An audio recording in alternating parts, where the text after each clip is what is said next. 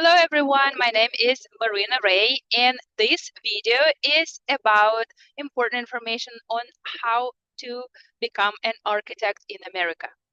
So there are three major components. The first one is the formal education, the second one is the experience, and the third one is licensing exams. So let's talk a little bit about each of the components and I will highlight some of the most important aspects in each of them. So first of all, in order to become an architect, and here I should have a disclaimer, in the United States, you can only call yourself an architect when you are licensed. So which means that you have gone through the education, you got the experience, and you passed all the 6 exams, and then you can get licensed in your particular state. So first of all, that is the education. You need to go through the formal education, preferably NAB accredited institution. And what that means is NAB is the National Architectural Accreditation Bureau that it's a board, and that accredits all the universities. And if your university is not included on the list, then you'll have to liaise with the NCARB, and NCARB is the National Council for Architectural Registration Boards, and just communicate with them and report your education.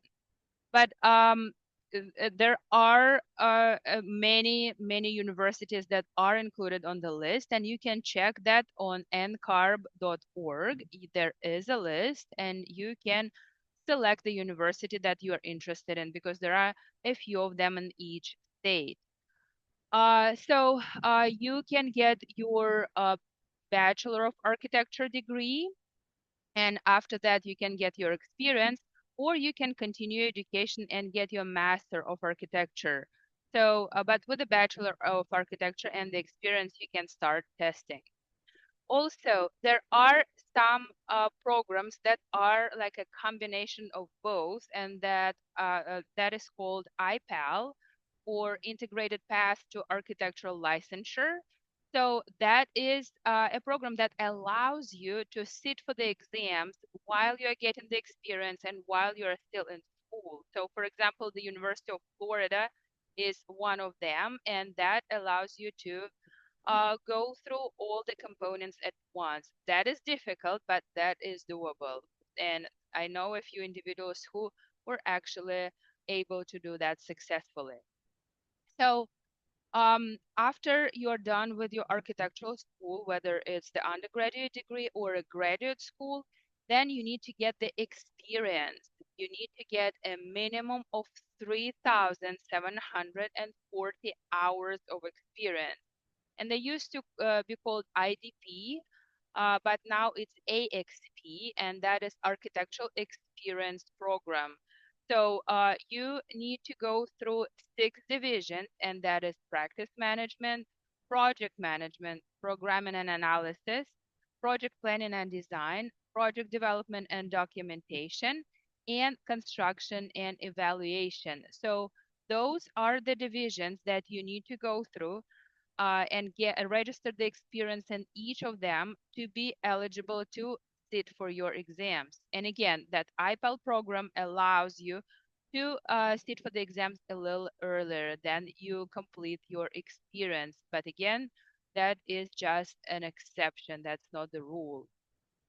So in order to get your experience, you need to work for the architectural firm, or you need to work under a licensed architect, and they will sign off on your experience reports. So preferably you need to submit those not expenses, experience reports weekly or monthly, because after 6 months they expire and you can only get 50% of your experience.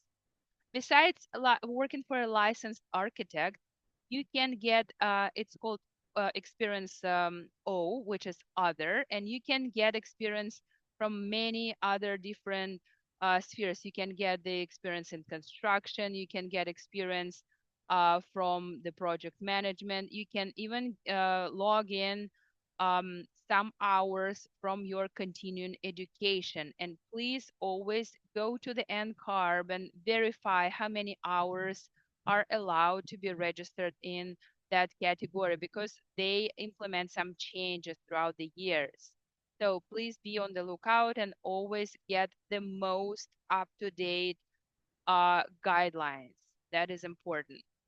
Also, after that, when you are done with your education, you finally got your diploma, you frame it and put it on the wall, and you are done with your hours, and we're talking about the traditional path, you can start the examination, and they're called ARE or Architect Registration Examination, and there are six of them. So they are aligned with the experience. Basically, there are again six divisions and we're talking about the ARE 5.0. I'm recording this video in July 2024, and this is what is current as of today. There were previous versions of the exams. They were slightly different. There were vignettes and other things, but in this version of the exam in ARE 5.0, it is just the multiple choice or fill in the blank questions. And there are two case studies in each exam. So let's talk a little bit about each of the divisions. The first one is practice management. And what you need to know there is basically how to successfully run an architectural practice. Because when you get licensed and you are about to open your own business, your own architectural firm, you need to know all those things. So it's a very useful piece of knowledge, and you really need to know that. So what is included there is the accounting, financing thing, real estate, how to run the office, how to file taxes, how to hire the employees, how to distribute the work between employees, how to include overhead, and other things. And you can always find that on the NCARB website. So just go to the division. It's like if you open that guidelines, the handbook, those are like interactive links. So when you click on the division, it will bring you directly there and you can see all the requirements. The next one is project management. So project management is the second division of the ARE 5.0 examination. And that is all about the project, how you run the project, how you um, find the project team, how you manage the stakeholders, how you operate within the budget, how you coordinate with the owner, how you coordinate with the contractor, how you coordinate with everybody, because managing the project is not easy, especially if it's an architectural one. And that is definitely useful knowledge as well. And that you will be able to apply in many different spheres. So after project management, we go to the programming and analysis section, and that is the third division of the exams. So in programming and analysis, basically it's like the preliminary evaluation of the project. So you do the programming, you analyze the site, you analyze the program, you analyze the budget, you communicate with the owner, you do some preliminary due diligence. And this is what this division is about. So basically it's like the preliminary sketches, some ideas, and just making sure that everything is coordinated. And then after that, you will start planning and you will start designing. And that is the next division, project planning and design, or PPD. And sometimes people call them by the abbreviation. So practice management is PCM, that the first division that we just discussed. Project management is PJM, then programming and analysis is PA, and project planning and design is PPD. So in project planning and in design, that is the largest division.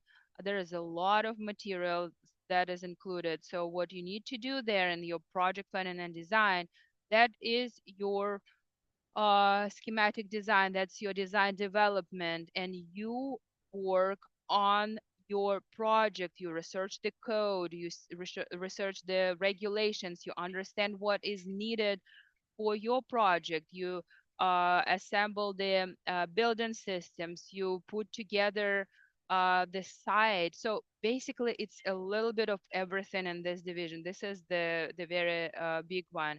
And then after this, we're moving to the project development and documentation, or PDD.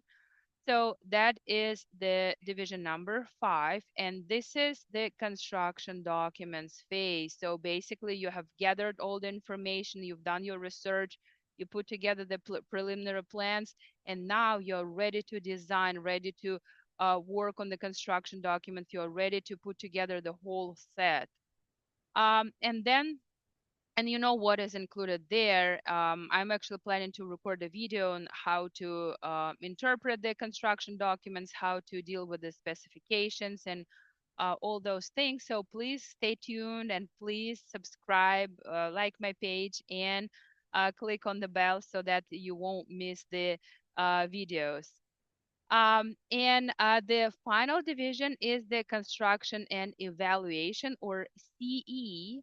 And this is where you do your construction administration. So the project went out to bid, you got the contractor, and then you're working on the project. You go to the site to see how the construction is going, if everything is according to your construction documentation. So this is a very important phase too. This is a smaller one, but this is still very important. So, and then after you are done with all your exams, then you file your experience, um, your transcript from your university, and all the divisions. You file it with your local um, registration board, with your state, and then you get licensed. And then after that, you can get the NCARB certificate, which is like the reciprocation, and that helps you work in different states. And also, in some states, there are supplementary exams. For example, in the state of California, there is the CSE, which is the California Supplemental Exam. And that is just because it's the earthquake-prone zone. So just because of the seismic conditions of the state, you have to know how to design and build for that to accommodate the seismic activity of the earth. So that was basically it. I'm planning to have a series of the videos where I highlight all the important things in each division, and in general, like how to pass the architecture registration examination. So please stay tuned, subscribe, and like my channel. Thank you so much. I will see you in my next video.